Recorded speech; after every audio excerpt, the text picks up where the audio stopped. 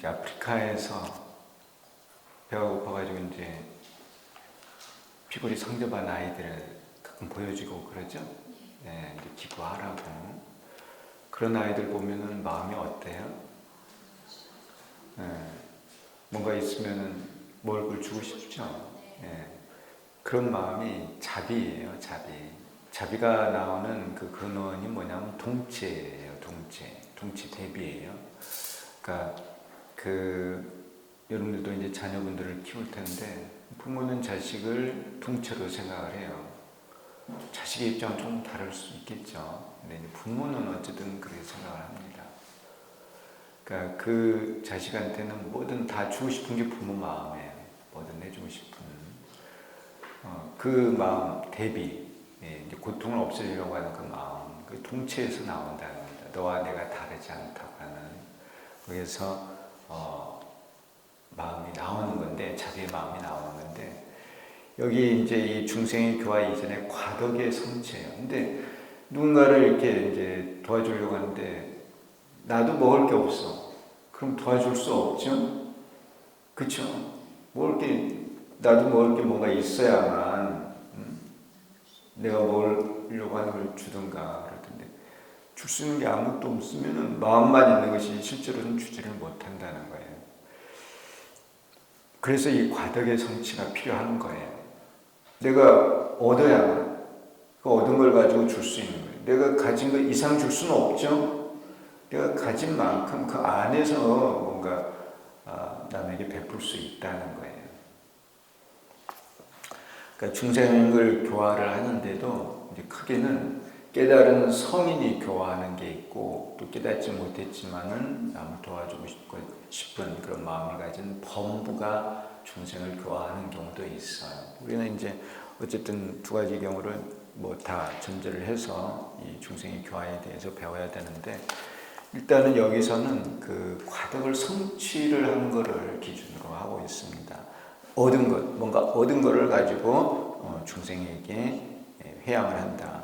중생들을 깨달음으로 이끈다는 겁니다. 그렇게 해서 이제 나와 중생이 다 함께 깨닫는 거예요.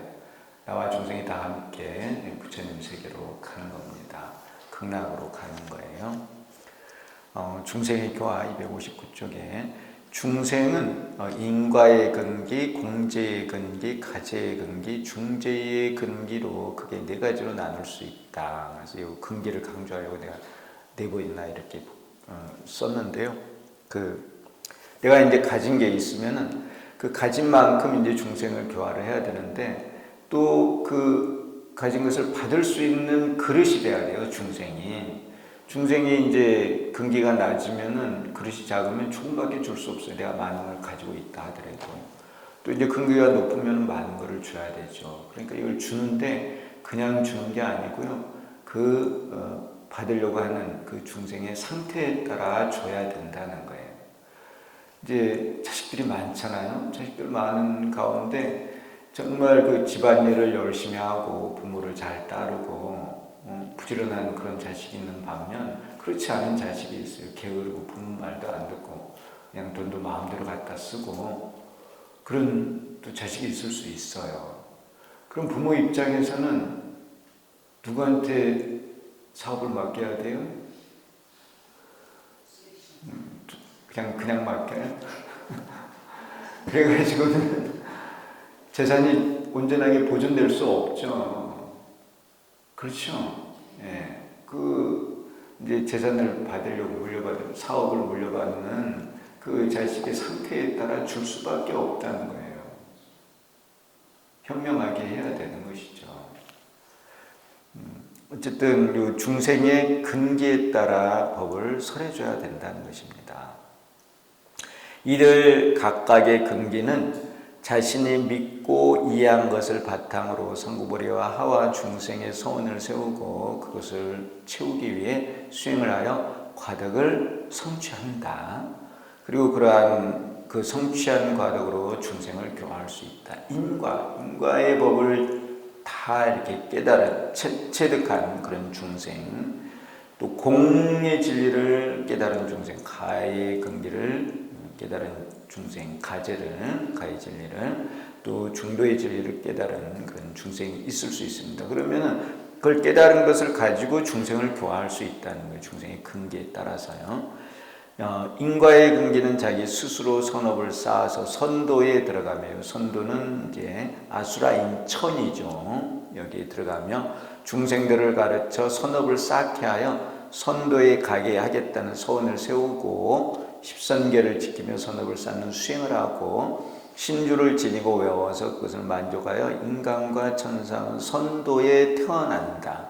그러면서 중생을 교화하여 선업을 쌓게 하여 선도에 태어나도록 교화한다는 거예요. 그러니까 이제 전생에 소원을 세워서 자기 스스로 이런 법을 얻고 또 중생도 가르쳐서 그런 법을 얻게 하겠다고 이 십선계죠. 그런 소원을 세우고 수행을 해요. 십선계를 잘 닦아요. 십선계를 잘 닦으면은 인간과 천상에 태어나죠. 그럼 인간과 천상에 태어나서 또한 중생들에게 이런 십선계를 잘 지키도록 가르친다는 거예요. 이 근기들은요, 인과의 근기들은. 그래서 또 그 중생들과 더불어 다음 생에 또 인간 세상에 태어나거나 천상에 태어나는 거예요. 인간과 천상의 선도에 태어난다. 자기 혼자만 이렇게 다시 인간이나 천상에 태어나는 게 아니라 중생들도 가르쳐서 이렇게 인간과 천상에 태어나게 한다는 겁니다. 그러면서 중생을 교화하여 선업을 쌓게 하여 선도에 태어나도록 교화한다는 겁니다. 우리 이제 인간 세상에는 인간의 근기가 참 많겠죠. 그래서 인간답게 사는 사람들이 많고 그들이 또 다른 사람들을 인간답게 살도록 가르치는 거예요. 그래서 또 다음 생에 같이 또 인간에 태어나고 그러는 거예요. 그래서 여러 생에 거쳐 이제 이런 선업을 쌓고 인간의 근기로 태어나게 되면은 이들이 이제 차츰 불법을 배워서 이제 공이라는 진리를 또 이해하게 돼요. 공이라는 진리를 이해하게 되면은 앉아서 이제 수행을 하게 되면 선정에 들어서 그 공의 진리를 깨달을 수 있어요. 지혜를 개발을 해가지고. 듣고 계시죠? 네. 그러니까 공이라고 하는 진리를 깨달으려면 공을 반드시 믿고 이해를 해야 한다는 거예요. 그 공을 이해하지 못하면은 그 공을 깨닫기가 어려워요. 그냥 깨달아지는 게 아니에요. 가의 진리도 마찬가지고 중도의 진리도 마찬가지고 가나 중도라는 것을 이해를 해야만 그를 깨달을 수 있는 것이지 그냥 막 한다고 깨닫는 게 아니에요. 공제의 근기는 이제 공을 깨달을 수 있는 근기예요. 이런 근기들은 욕심이 없어요. 마음을 비우고 살아요. 공제의 근기는 자기 스스로 공제를 깨달으며 또한 중생을 교화하여 공제를 깨닫게 하여 견사 분단 생사 이 용어를 그 전부터 좀 말씀을 드렸는데요. 견사 분단 생사의 고통에서 벗어나 육도밖의 안락에 머물게 하겠다는 소원을 세우고 이것을 채우기 위해 신주를 지니고 외우면서 수행을 하여 공제를 깨닫는다. 그래서 이 이제 공제를 이해하는 근기는 이 공의 진리를 깨달아서 이 분단 생사, 그러니까 지옥, 죽생, 악의 아수라인 천에서 겪는 생사, 이 분단이라는 말은 수명이 정해져 있다는 거예요. 그 정해진 수명, 그런 그 육도의 그런 태어나서 그 수명을 누리고 살고 또 죽고 또 태어나서 또 그 수명을 가지고 살고 죽고 이런 견사 분단 생사, 그 고통이거든요. 거기에서 벗어나려고 하는 거예요. 그래서 이제 수행을 합니다. 주문을 외워요. 이제 이 주문은 우리는 관세음보살이죠. 주문을 외우게 되면 공의 진리를 깨달아서 이 견사혹을 깨고 취상박이라고 하는 업을 소멸을 시켜서 이 견사 분단 생사의 고통에서 벗어날 수가 있는 거예요. 수행을 하여 공제를 깨닫습니다. 그러면은 자기가 깨달은 걸 가지고 사람들에게 선업을 쌓게 하거나 이 공의 진리를 깨닫게 할 수 있다는 거예요. 깨달은 공제를 바탕으로 중생에게 공제를 가르쳐 육도의 생사를 벗어나 육도 밖에 머물게 한다는 겁니다. 그래서 이제 그 인간답게 사는 선업을 쌓고 인간답게 사는 그런 부류들이 참 많은 것 같고 그 다음 이제 이런 공의 진리를 이해하고 수행을 하고 또 깨닫는 그런 중생들이 또 이제 있는 것 같아요. 근데 요즘 이제 이렇게 불교에 대해서 이제 책을 쓰신다거나 법문을 하시는 분들 보면 공에 대한 이야기를 참 많이 해요. 뭐 그 화엄도 공이라 하고 금강경도 공이라 하고 그런 얘기들을 많이 합니다. 심지어는 뭐 법화경도 공사장이라고 하고 그런 분들이 있는데 그분들은 겨우 공만을 이해하고 있는 거죠. 가와 중도를 가르쳐줘도 모르는 거예요. 그냥 공이야 공. 오로지 공이죠. 공. 근데 실제로는 대승의 경전은 공과 중이 다 있어요. 특히 법화경은 중도 실상을 가르치는 거예요. 오로지 어떻게 보면 중도를 가르치는 거예요. 화엄경 가와 중도, 가가 많습니다. 금강경은 공과 중을 가르치는 거예요. 반야경은요. 근데 그런 이치를 모르고 다 공이래. 왜냐하면 공밖에 모르니까. 어쨌든 그러한 이제 근기들이 그 공을 이해하고 이 수행을 통해서 공을 깨달을 수 있습니다. 공을 이제 이해해서 공을 이제 깨달으라고 했더니 앉아서 관세음보살을 부르면서 공 생각을 해요. 앉아서 관세음보살을 부를 때는 어떻게 합니까? 무심으로 하는 거예요. 무심으로. 무심해서 이렇게 선정에 들어서 그래서 깨달을 수 있어요. 그러니까 평소에 이 공이라는 걸 이해를 하고 있어야 돼요. 모든 게 다 공하다는 거예요.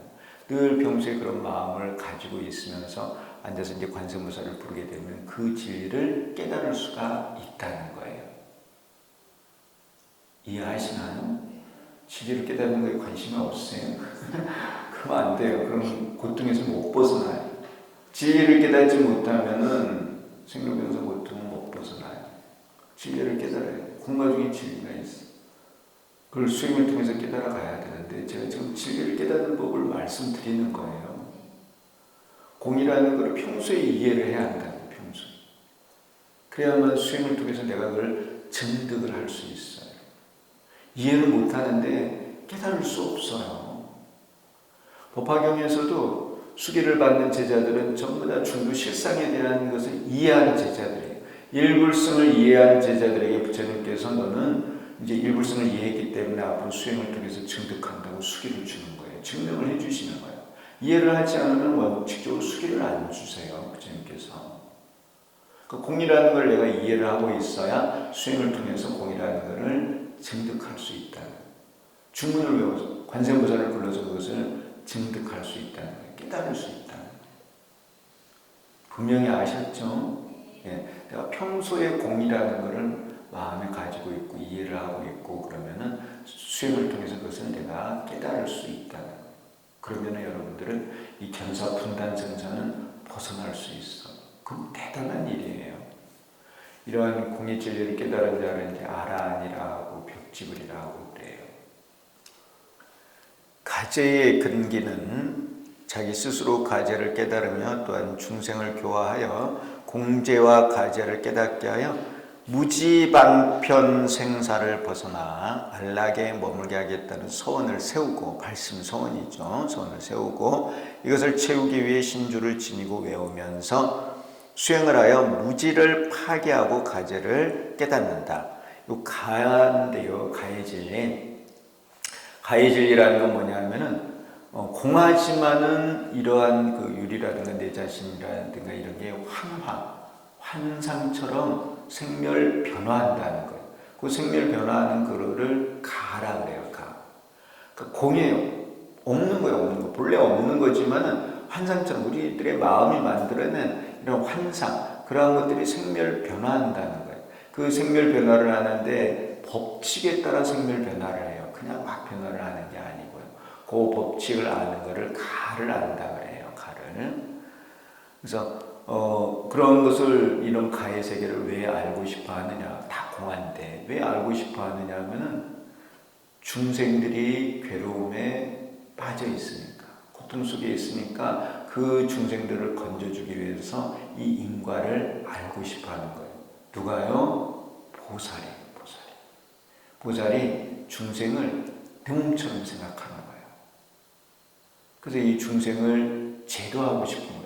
그걸 제도하려면 제도법을 알아야 되거든요. 제도법이 인과법이에요. 비록 공하지만 그러한 인과가 있기 때문에 그러한 것을 알아가지고 중생을 제도하려고 하는 이 보살이 서원을 세워서 진사옥이라고 하는 이 진사가 티끌처럼 많은 건데 진사옥, 인과를 모르는 그 진사옥을 깨고 그래서 깨서 무지방편 생사, 방편을 몰라서 겪는 생사. 그러니까 이 중생을 제도할 수 있는 방편을 모르니까 계속 서원을 세워서 태어나는 거예요. 이걸 이제 진사옥을 깨고 무지방, 이 무지 알지 못해서 짓는 업, 그걸 무지박이라 그래요. 그런 업을 깨고 이 무지방편의 생사를 벗어날 수가 있는 거예요. 그러려면 중생을 향한 끝없는 자비의 마음을 일으켜야 돼요. 중생을 제도해야 되겠다. 그러한 마음을 가지고 그 중생이 왜 괴로움을 겪는가, 그 원인, 괴로움의 고통의 원인, 그걸 알고 또 그걸 치료할 수 있는 약을 알고 그래서 치료법을 써서 그 중생을 제도하는 거예요. 그러면서 중생을 제도하는 법을 알려고 하는 그 보살이 이 진사옥을 깰 수 있고 취상박을 깨서 이 무지방편의 생사를 벗어나는 거예요. 그럼 방편을 다 아는 거예요. 그렇다는 것은 가를 다 안다는 거예요. 공과조 가운데 가를 다 알아서 무지방편의 생사를 벗어나게 돼요. 그러면 이제 이 생사를 벗어나게 되면은 이제 그 다음에는 이제 무명인연 생사가 남아요. 어쨌든 이 방편을 몰라서 겪는 생사, 이것을 벗어나서 안락에 머물게 하겠다는 소원을 세우고 이것을 채우기 위해 신주를 지니고 외우면서 수행을 하여 무지를 파괴하고 가제를 깨닫는다. 알지 못하는 것을 깨고 가를 깨달을 수 있다는 거예요. 주문을 외워가지고. 그래서 이 대목이 우리가 뭘 알아야 되느냐 하면은 나와 이 외계의 이런 사물들이 다르지 않다는 거예요.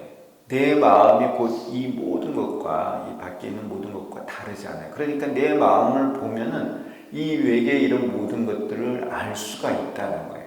가를 안다는 게 이런 거를 뭘 지식적으로 공부를 해서 아는 게 아니고 내 마음을 비추어 보면은 그 마음 안에서 이런 모든 생멸 변화를 알 수 있다는 거예요. 보살이 자기 마음을 공부를 해가지고 이 무지를 깰 수 있는 거예요. 이해하고 계시나요? 왜냐하면 내 마음 바탕이 본래 이 그 세상에서 일어나는 법계에서 일어나는 인과를 다 알 수 있어요. 다 비추어 보는 거예요. 그게 지혜야, 지혜. 그러니까 이 보살이 그러니까 이 지혜를 개발을 하는 거예요. 물론 공을 비추는 것도 지혜죠, 일체지죠. 가를 비추는 것은 도종지예요. 그리고 이제 중도를 비추는 것은 일체 종지죠. 제가 이제 그 지혜라는 말을 한번 말씀을 드린 적이 있을 거예요. 근데 이제 또 말씀을 드려요. 지혜, 지혜라는 게 그 프라주냐 그래요. 프라주냐, 그 인도 범어로 프라주냐. 근데 이 프라라는 말이 그러니까 한문으로 먼저 선자예요. 선 또는 앞전자를 써요. 그리고 진야가 알다, 여기 알지자, 알다를 써서 알지자를 써서 이 지혜를 선지 또는 전지 이렇게 말을 해요. 지혜라는 말을. 프라주냐가 인도말로 지혜예요. 한문으로는 이제 지혜로 말을 하는 거예요. 지혜, 선지, 전지인데 이게 무슨 뜻이냐 하면은 우리들이 가진 지혜는 모든 것을 다 안다는 거예요. 선지는 본래 안다는 거예요. 본래 알아. 본래 알고 있어요. 우리의 마음이. 다 알 수 있어. 근데 우리들이 잘 모르잖아요. 내가 왜 태어났는지, 전생에 뭐 했는지 잘 모르죠. 다음 생에 어디로 갈지도 모르잖아요.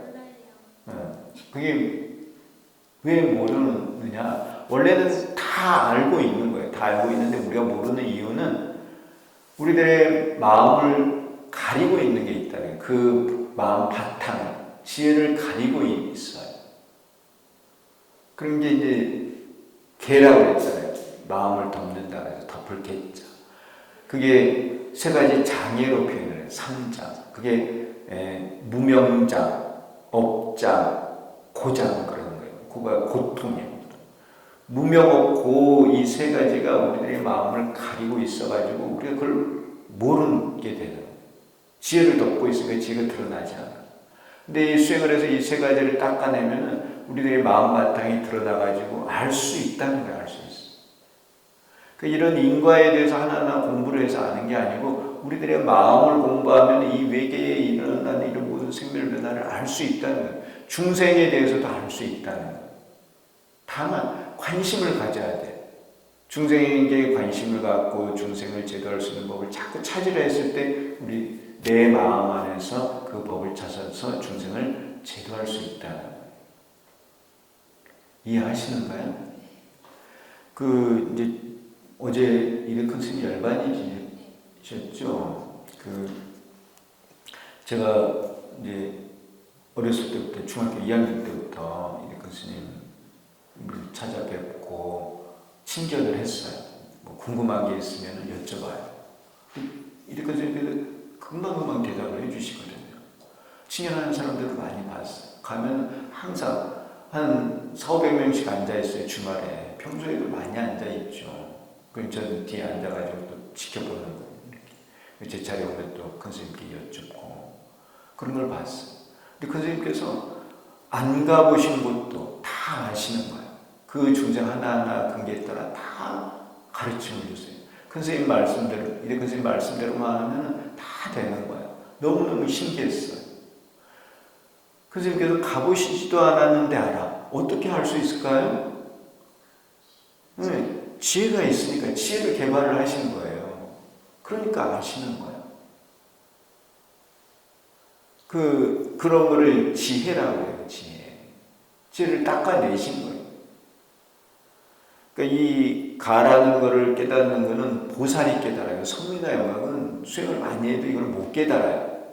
중생을 제도하겠다는 서원, 중생의 그 인과를 알겠다는 그 서원을 세우고 그것을 찾겠다는 마음이 있어야만 가를 깨달을 수가 있다는 거예요. 그냥 되는 건 없어요. 내가 이해를 하고 그걸 찾겠다는 마음, 구두심이 있어서 열심히 수행을 했을 때 선정 속에서 지혜가 열려가지고 그거를 얻을 수가 있는 거예요. 여러분들도 세상 살아가면서 궁금한 게 있죠? 그렇죠? 이제 이득한 스님 계실 때는 큰 스님께서 하나하나 다 가르쳐 주셨는데 큰 스님이 안 계시고 그러면 이제 어떻게 해야 돼요? 어떻게 해야 돼요? 스스로 깨달아야죠. 스스로. 그렇죠? 스스로 깨달으려면 어떻게 해야 돼요? 스스로 앉아서 마음 공부를 해야 돼요. 스스로 앉아서 관세음보살을 불러야 돼요. 관세음보살을 부르면은 답이 나와, 답이. 그래서 큰 스님께서, 지금 큰 스님께서 스스로 공부하라는 거예요, 스스로. 스스로 답을 찾아가라는 거예요. 왜냐하면 내한테 답이 있으니까. 어떤 일이 있으면은 뭔가 이제 내가 관심 있는 일이잖아요. 관심이 있고 그거에 대해서 내가 잘 모르니까 궁금한 거거든요. 내가 관심을 가지고 그 문제를 해결하려고 하면은 축원을 드리고 기도를 하게 되면은 답을 얻게 되는 거예요. 사실 내 안에 답이 다 있어. 내가 스스로 답을 찾아가는 거예요. 그런 게 쌓이고 하면은 나에 대한 문제를 많이 해결할 수 있어. 근데 관심을 나 자신이 아니라 모든 중생으로 향하게 되는 거예요. 보살에 대해서. 공을 깨달으면은 내가 편하거든. 근데 고통받는 중생들이 있어. 그럼 그들을 제도하고 싶은 거예요. 그럼 그들에 대해서 알아야 돼. 관심을 가지고 알아야 돼. 어떻게 제도를 할 것인가. 그래서 보살이 앉아서 그 중생을 제도하는 법을 찾는 거예요. 그 제도법을 모르는 게 무지방편이야. 방편을 모르는 거. 무지방편을 가지고 있다는 무지방편이 이제 진사오리거든요. 그걸 깨기 위해서 앉아서 관세음보살을 부르면은 중생을 제도할 수 있는 법을 찾게 돼요. 그게 바로 가를 깨닫는 거예요. 방편을 모르면 계속 수행을 해서 그걸 찾아야 돼요. 수행을 하면 그거를 알 수 있어요. 알 수 있어. 그럼 가를 다 깨닫는 거예요. 그럼 가를 깨달아서 중생을 제도할 수 있는 거예요. 깨달은 가제를 바탕으로 중생에게 공제와 가제를 가르쳐 무지방편 생사의 고통에서 벗어나 안락에 머물게 한다는 거예요. 이 무지방편 생사는 보살이 겪는 생사예요. 서원을 세워서. 그리고 이 태어나서 수행을 해야 지혜를 개발할 수 있어요. 그 자꾸 태어나서 그 소원에 따라 태어나서 수행을 하는 거예요. 그리고 수행을 계속 하다 보면은 이 무지방편 이거를 깰 수 있고 진사옥을 깰 수 있고 무지박을 깨서 생사를 벗어나게 돼요. 그래서 이걸 몰라서 겪는 생사를 다 벗어나게 되죠. 그럼 진짜 많이 간 거예요. 여기까지 가면은 이제 마지막에 이제 중도만이 남거든요. 이 무지방편 생사를 깨기 위해서는 반드시 사홍소원의 마음을 내고 그것을 이루기 위해서 육바라밀의 수행을 꼭 해야 돼요.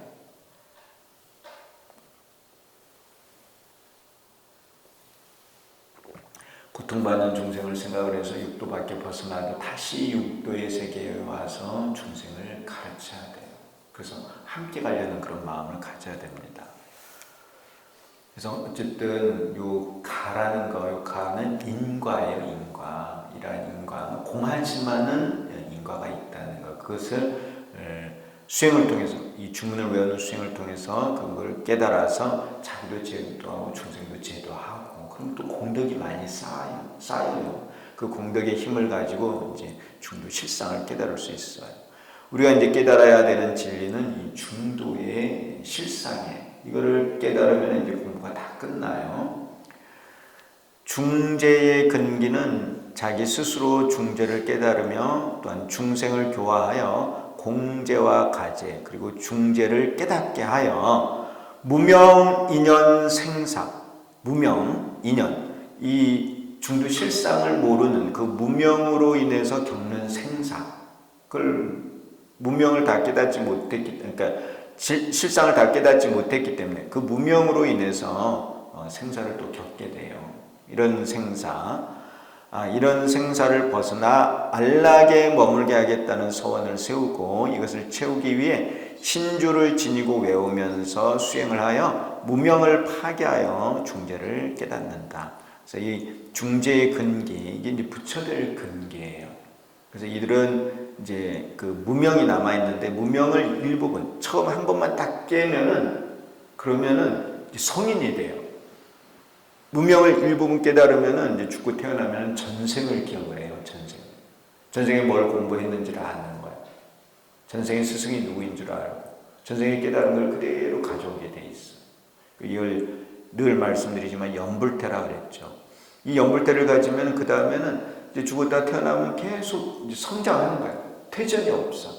깨달은 것을 그대로 알고 그대로 증장시켜 나갈 수 있는 거예요. 얼마나 좋아요. 그러니까 이 처음 이 중재를 깨달은 자리를 초발심주라고 이렇게 표현하거든요. 그걸 초주라고도 해요. 그래서 이 초주에 들면은 이제 인간으로 치면은 성인이에요, 성인. 남에게 진짜 이로움을 줄 수 있는 거예요. 무명인연 생사를 벗어나 안락에 머물게 하겠다는 소원을 세우고 이것을 채우기 위해 신주를 지니고 외우면서 수행을 하여 무명을 파괴하여 중도를 깨닫는다는 겁니다. 근데 이 중도를 깨닫는데 가장 그 걸림돌이 뭐냐면은 집착이에요. 집착, 분별 집착. 그 분별과 그 분별이나 이 집착 때문에 중도로 나아가지 못하는 거거든요. 그래서 이제 무법이라는 게 있는데 이 법에 중도를 깨닫겠다고 하는 그 마음, 그것도 하나의 중도에 대한 집착이에요. 그 마음마저도 벗어났을 때 중도를 깨달을 수가 있대요. 그러니까 보살이 가를 깨달을 때는 소원을 세워가지고 중생을 제도하겠다는 그 법을 찾기 위해서 막 노력을 하는 거예요. 그래야만 이 가를 깨달을 수 있거든요. 근데 이 중도로 가기 위해서는 그런 모든 마음을 다 내려놔야 돼요.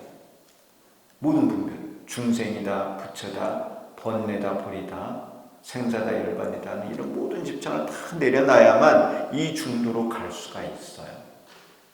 이 중도로 가는 법이 어렵죠, 어려워. 그렇지만 이걸 우리가 닦아야만 모든 생사를 벗어날 수 있어요. 무명을 파괴하여 중재를 깨닫는다. 일단 1분의 무명만 깨면 그 다음에는 부처까지 가는데 어려움이 없어요. 부처가 될 수 있습니다. 이제. 그러니까 이 자리가 이렇게 중요한 거예요. 깨달은 중재를 바탕으로 중생에게 공제와 가제 그리고 중제를 가르쳐 모든 생사의 고통에서 벗어나 구경의 안락에 머물게 한다. 이 이제 중도를 깨달은 자는 중생에게 인과도 가르칠 수 있고 공제, 가제, 중제를 다 가르칠 수 있어요. 가제를 깨달은 중생은 인과나 공제, 가제밖에 못 가르치겠죠. 또 공제를 깨달은 중생은 인과하고 공제를 가르칠 수 있는 거예요. 그러니까 내가 얻은 것만큼, 내가 얻은 법을 가지고 중생교화를 할 수가 있다는 겁니다. 요 이제 중생교화에 대한 내용인데요. 이 중생을 교화하려면 먼저 내가 얻은 게 있어야 돼요. 과덕을 성취해야 돼요. 내가 얻은 것을 가지고 중생에게 가서 그것을 줄 수가 있다는 거예요. 근데 중생에게 주는데 중생의 근기를 봐야 돼요. 그릇이 얼마나가 되는가. 그 그릇에 맞게 줘야 됩니다. 더 많은 걸 줘도 못 받아요. 너무 적게 줘도 안 크겠죠. 그러니까 그 그릇을 잘 봐서 줘야 되는데 그 중생의 그릇을 보는 지혜를 권지라고 해요. 방편을 쓰는 지혜라고 해요. 예. 실지는 내가 이제 진리를 아는 지혜고요. 그 진리를 내가 깨달았으면은 그 진리를 가지고 중생을 가르치는 그러한 지혜를 권지라 그래요. 이런 용어들을 알아두세요. 예. 그리고 우리 금강저의 위로 뿔 세 개가 실지라 그랬죠. 예, 아래로 뿔 세 개가 권지예요.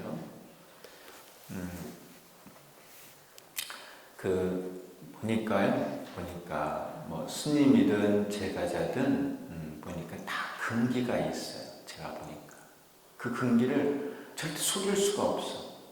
저는 늘 마음에 이렇게 중도를 깨닫는 법, 이 중도 실상, 일불성, 저는 정말 그걸 가르쳐주고 싶은 거예요, 사람들에게. 제가 이렇게 지금 이 천수다라는 경을 한 건 어떤 경을 하든 사실은 나는 늘 이 일불성의 법을 가르쳐주고 싶은 거예요. 근데 사람들이 내가 이걸 가르쳐 준다 하더라도 사람들이 못 받아들여. 제가자건 출가자건 자기들 근기가 있으니까 인과법을 사람들은 되게 좋아해. 인과에 대한 이야기를 해주면은 기가 쏠깃해가지고 그런 부분을 쫓아다녀. 이런 일불성에 대한 것은 어렵다는 거야. 왜? 그 근기로는 받아들이기가 어려운 거야. 그런데 쫓아다녀. 내가 보면 좀 안타깝지. 특히 출가하신 분들이 그러면 더 그래요. 누구나 그래. 법문에 가가지고 누가 기도를 해서 뭘 얻었다, 뭐 소원을 이뤘다. 그게 사실 인과에 관한 거거든요. 공덕을 쌓으면은 그 공덕에 따른 좋은 결과가 있는 거죠. 악업을 지으면 악업에 따른 고통이 오는 거예요. 그 당연한 인과죠. 근데 이제 그런 법을 듣는 걸 사람들은 일반적으로 좋아해요. 많은 사람들이 그런 거에 쏠려다녀요. 그 근기는 인과의 근기예요. 또 이제 마음을 비워라. 비우는 거를 되게 좋아해. 공하면은 되게 그 설법을 좋아하는 분들이 있어. 그럼 공의 근기야, 공의. 그런 근기가 이제 조금 있고, 아까도 말씀드렸듯이 이 가의 근기는 참 찾아보기가 쉽지 않아. 가의 세계, 인과의 세계라고, 생멸과나 이런 세계. 특히 중생들의 그런 고통, 그걸 없애는 법. 이런 거에 진짜 관심을 가지고 가를 깨달으려고 하는 그런 중생은 그렇게 많지가 않아. 그러니까 많은 사람들은 자기 위주로 사는 거야. 없는 것은 아니죠. 그렇지만은 그런 정말 대보살의 마음을 가지고 소원을 세워서 수행을 하는 사람들이 찾아오기가 어렵다. 중도를 이해하고 이걸 닦는 그런 사람들, 이걸 배우고자 하는 사람은 더더군다나 드문 것이죠. 그래서 이 불법이라는 게 평등하지만 사실은 이런 우리 중생들 근기에 따르면 이게 있는 거예요. 이 깊이가 있는 거예요, 깊이. 아니면 높이가 있는 거예요. 높이로 보면 이제 인과의 근기, 공의 근기, 가의 근기, 중도의 근기. 법계죠, 법계가 올라가요. 그리고 이런 진리를 깨달으려면 지혜를 개발을 해야 되는데 그 지혜는 선정의 깊이에 따라 이거를 깨달을 수가 있어요. 이제 공의 선정이 있고 가의 선정이 있고 중도의 선정이 있어요. 공의 선정에서는 일체제를 개발을 해서 공을 깨달을 수 있고요. 또 깊이 이제 가의 선정에 들어가면은 도종제를 개발해서 가를 볼 수 있고요. 더 깊이 이제 깊은 선정, 가장 깊은 선정, 그 수능옹정인데 금강산 그런 깊은 선정에 들어가면은 중도의 지혜를 개발해서 중도를 보는 그런 불교 공부가 끝나. 근데 이 선정에 들어가는 게 어려워. 사람들은 마음 많이 산란하거든요. 선정은 고요한 마음 상태가 지속되는 거거든요. 그런 마음을 만드는 게 공부예요. 근데 마음이 흔들리거든. 앉아있으면 막 잡념이 일어나고 마음이 흔들려. 그런 마음을 다잡아서 자꾸 깊은 선정을 만들면 그 깊은 선정에서 진리를 깨닫게 돼 있어요. 공과 중의 진리를 이해하는데 그러면은 이런 경전을 봐야 되느냐, 법문을 꼭 들어야 되느냐, 꼭 그런 것은 아니에요. 내가 앉아서 관세음보살을 부르면 관세음보살께서 신장님을 보내주시든 당신이 직접 오시든 가르쳐 주세요. 그럼 그 가르침에 따라 내가 이해가 깊어지는 것이고 이해가 깊어진 다음에는 선정해서 지혜를 개발해서 진리를 깨달을 수 있어요. 그래서 우리는 관세음보살을 불러서 진리를 다 깨달을 수 있어요. 꼭 경전을 안 봐도 이치자체. 우리가 그런 내용을 여기서 배웠잖아요. 주문을 외우면은 관세음보살님이 신장님을 보내요. 그 가르침을 주는 거예요. 그러니까 이제 과거에도 뭐 부처님께서도 처음에 오셨는데 경전이 없잖아요. 그래도 마음 공부를 해서 깨달으시거든요.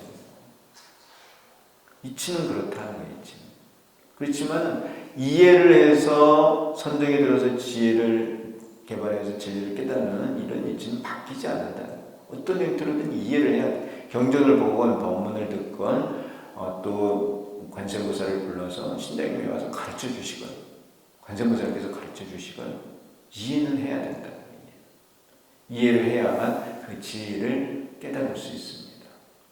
이해를 하고 평소의 마음이 그런 마음을 써야 돼요. 공의 마음, 가의 마음, 중도의 마음.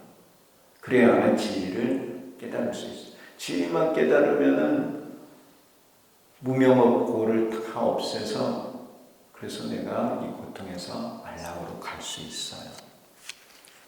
그것이 가장 시급한 일이에요. 다른 게 시급한 게 하나도 없어. 그게 가장 시급한 거. 이 생에도 다음 생에도 그 다음 생에도 이 법을 이룰 때까지 이건 해야 되는 거예요. 얼마나 중요하고 이거 급한 일이에요. 그런데 사람들은 이런 것을 알지도 못하고 이런 걸 실천하지도 않는다는 거예요. 그게 안타까운 거예요. 이 부처님 법을 실천하지 않으면 이걸 모르고 실천하지 않으면 늘 업을 짓게 되고 고통을 받게 돼 있어요. 그러니까 이 세상에 여러 가지 혼란들이 있잖아요. 많은 혼란들이. 요즘도 중동의 전쟁이 확전되고 있는 거 알고 계시죠? 전쟁 막 일어나죠. 뭐 병도 또 무서운 병이 계속 막 이렇게 생겨나죠. 기후 변화로 인해서 이 식량이 좀 수확이 잘 안 되고 여러 가지 일들이 일어나고 있거든. 그 알고 보면 거기에는 인간의 업이라는 게 작용을 한다는 거예요. 불법을 믿지 않고 잘못된 길을 가고 하니까 고통이 오는 거예요. 고통. 그래서 우리가 이렇게 진리를 배워야 돼요. 진리를 배워서 바르게 살아야 돼요. 그럼 늘 행복이 있고 안락이 있어요. 그런데 이제 그러한 곳으로 나 혼자만 가는 게 아니라 중생을 가르쳐서 가야 됩니다. 근데 이제 그런 전쟁이라든가 그런 걸 보면은 또 배고픈 아이들, 그런 아이들을 보면은 내 마음은 그래요. 저들에게 불법을 가르쳐야 되는데 그래야만 저들이 잘 살 수 있는데 그게 늘 내 마음에 불법을 통해서 그런 모든 어려움을 다 해결할 수 있습니다. 다른 법이 없어요.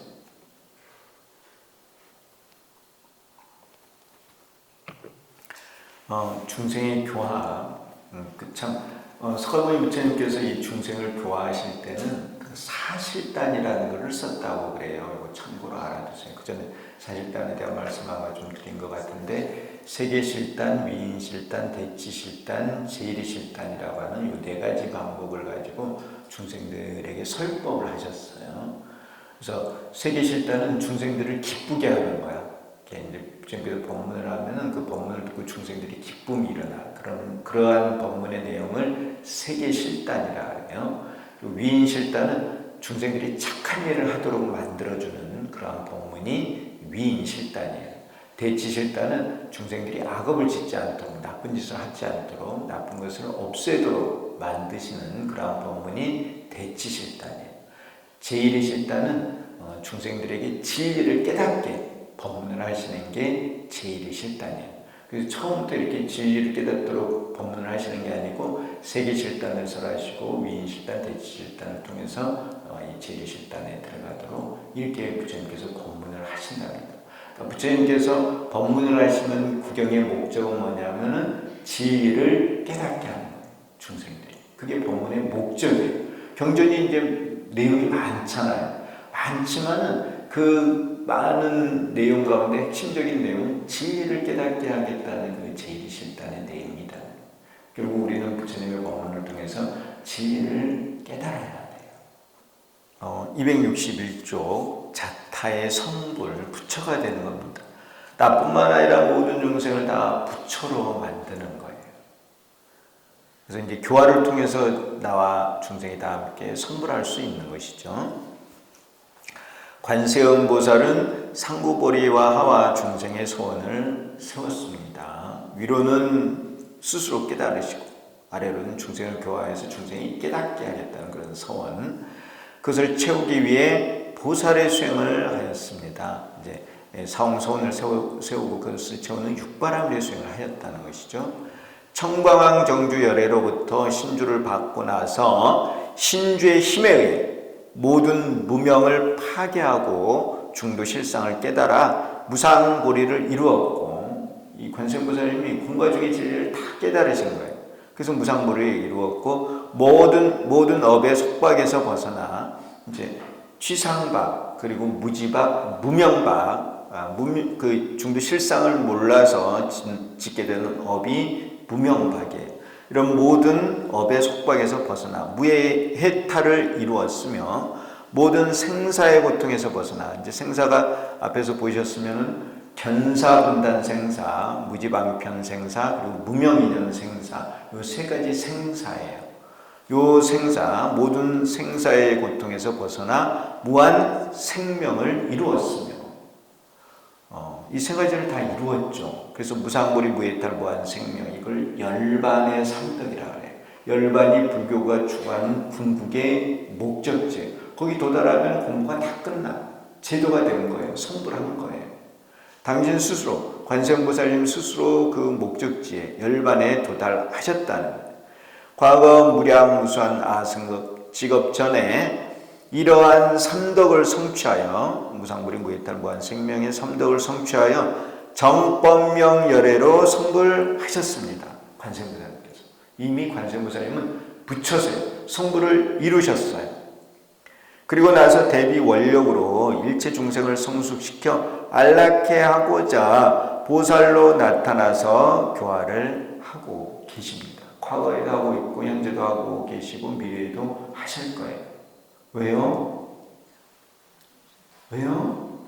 소원을 세우셨으니까. 나와 모든 중생을 다 제도하겠다는 소원을 세우셨으니까 그것을 실천하고 계신다. 부처가 되셨습니다.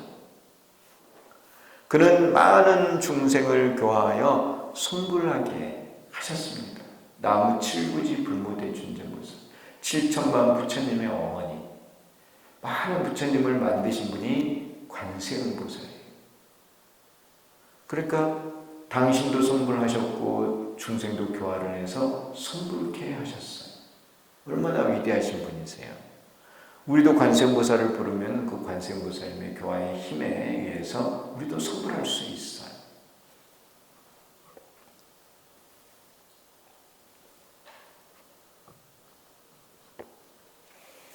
이러한 그 관세음보살님의 교화를 받으려면 어떻게 해야 된다고요?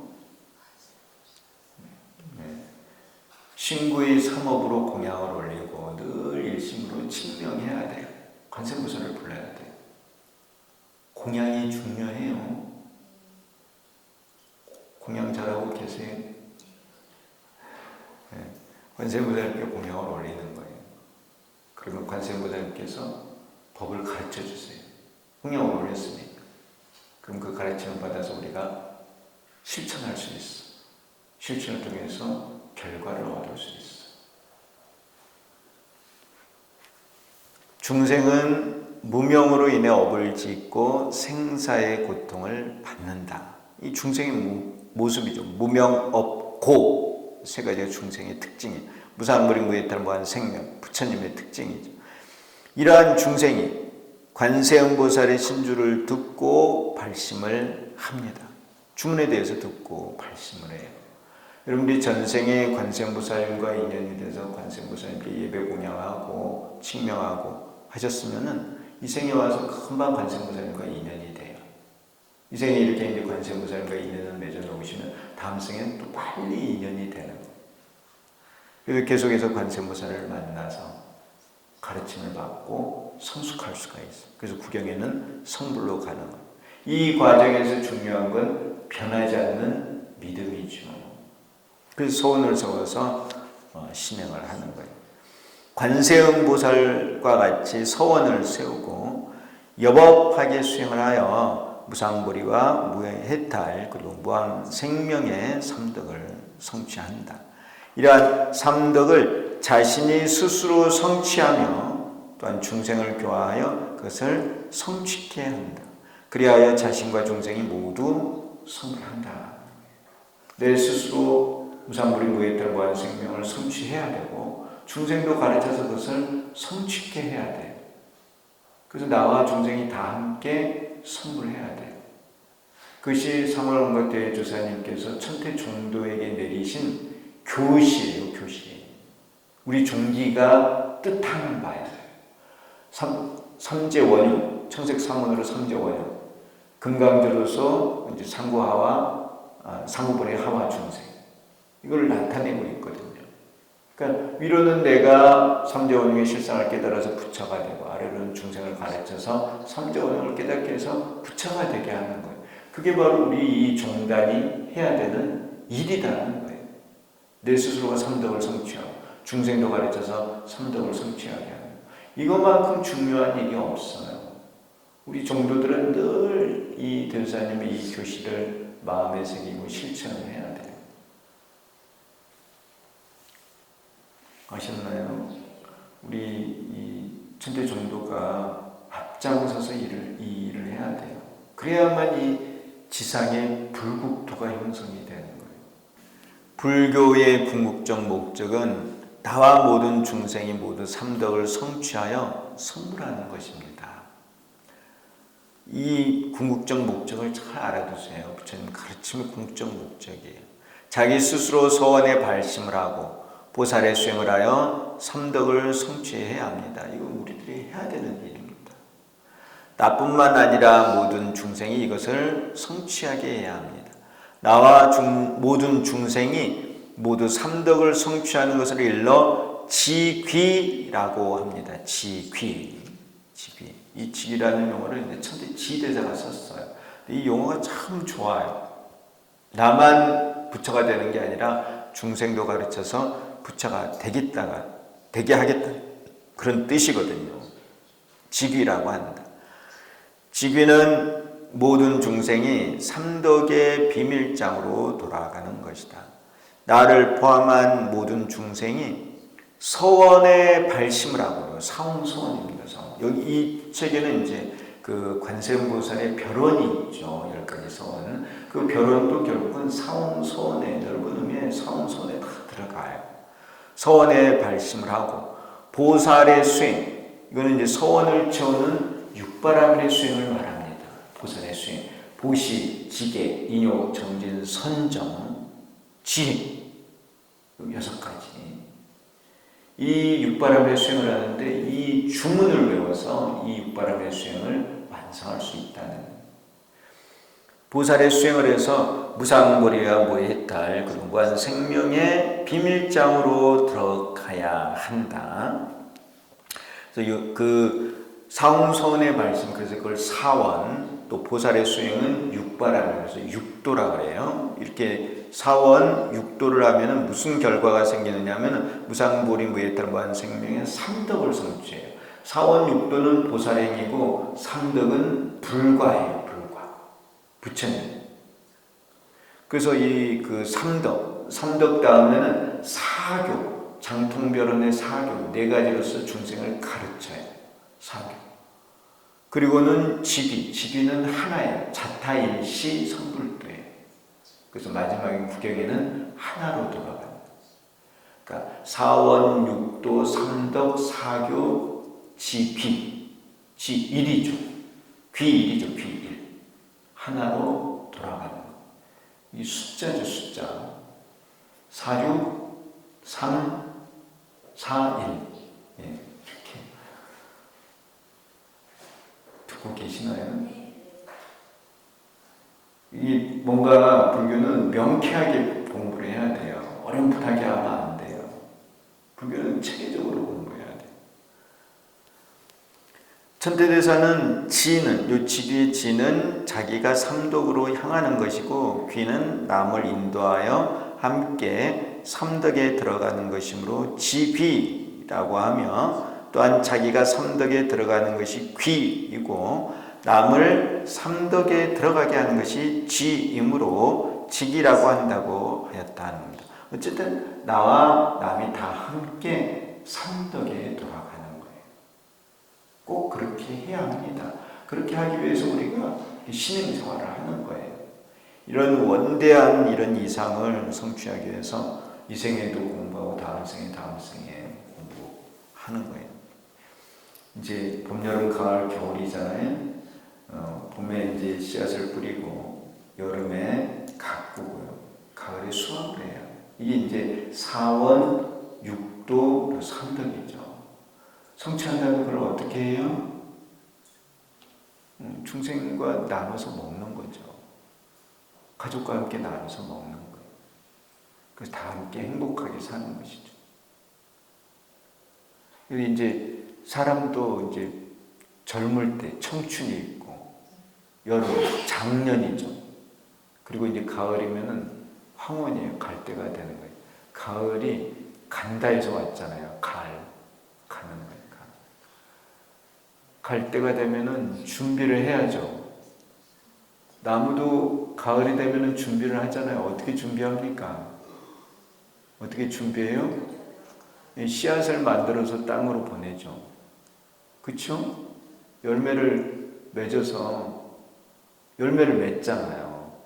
그리고 나뭇잎은 낙엽이 돼서 떨어지죠. 그렇죠? 왜냐면 추운 겨울을 맞이해야 되니까. 그리고 나무가 물을 다 걷어들여요. 왜냐면 물기가 많으면은 겨울에 얼잖아요. 동파가 되고, 동사가 돼요. 가을이 되면은 다음 생 준비를 하는 거예요, 다음 생. 사람도 똑같아요. 그쵸? 청춘 때는 열심히 이제 크겠죠. 그리고 어쨌든 여름에 이제 일 많이 하고, 가을이 되면은 준비를 하는 거예요. 사람도 다 맞잖아요. 나이가 들면은 다음 생을 준비해요. 다음 생을 어떻게 준비할까요? 잘 준비해야죠. 어떻게 해야 돼요? 예, 이 소원을 세우고 수행을 하는 거예요, 수행을. 그것만큼 좋은 게 어디 있어요? 그게 다음 생을 기약하는 거예요. 소원이 있어야 돼요, 소원이. 다음 생에도 부처님 제자로 태어나서 열심히 수행을 하겠다고 하는 그 소원을 가지고 절에 열심히 나오고 예배 공양하고 기도하고 다음 생을 준비하는 거예요. 시간 많을 때. 시간 많을 때 어디 저기 돌아다니시지 말고.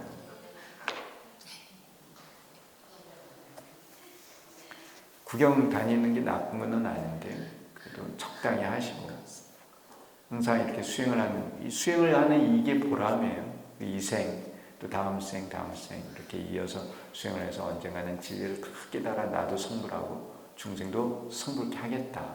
그런 마음을 가지고 사는 거 얼마나 좋은 마음이에요. 그런 마음을 가지고 수행을 하면 내가 얻는 게 많고 내가 얻는 게 많으면 많은 사람을 도와줄 수 있어. 그래서 이제 결론적으로 내 스스로 관세음보살을 열심히 부르면서 내가 삼덕을 성취해야 되고 중생들에게도 관세음보살 부르는 법을 가르쳐서 빨리 성불케 해야 돼. 그래서 나와 남이 다 함께 성불해서 이 지상에 불국토를 건설하는 것. 그것이 우리 종단이 나아가야 될 바이고 대조사님의 규시의 말씀입니다. 아셨죠? 예. 오늘은 이제 여기까지 그 교리에 대한 공부를 하고요. 다음 시간부터는 이제 천대 지대사하고 그 상원각 대조사님의 관음 신행에 대한 거를 공부를 할 거예요. 우리가 이제 천태종이기 때문에 이 천태종이라고 하는 이름은 천대 지대사가 천태산에서 깨달음을 얻으셨기 때문에 천태종이라고 하는 거예요. 그 천태산에서 깨달으실 때 관세음보살님을 칭견을 하셨어요. 상원각 대조사님께서도 이제 그 소백산 구인사에서 천태종을 만드셨는데 대조사님께서도 구인사에서 수행을 하시면서 천수천왕 관세음보살을 부르셨어요. 그 두 분이 다 관음 신행을 하셨는데 이제 공통되는 부분도 있고 약간 좀 다른 부분도 있고 그래서 그러한 부분을 다음 시간부터 공부를 하려고 합니다. 그래서 천태대사의 관음 신행하고 대조사님의 관음 신행에 대한 공부는 다음 시간에 공부를 하도록 하겠습니다. 오늘 법문은 여기서 마치겠습니다. 감사합니다.